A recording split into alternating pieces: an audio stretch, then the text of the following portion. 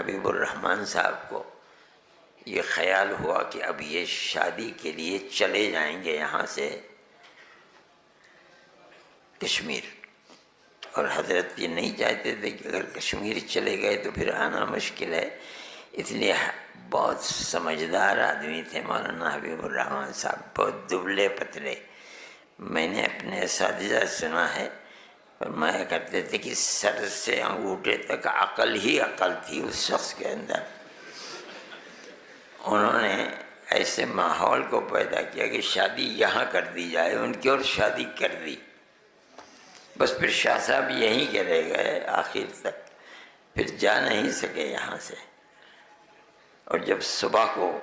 پہلی رات گزار کے آئے تو سبق میں فرمایا بھائی عالم نسواں بھی عجیب عالم ہے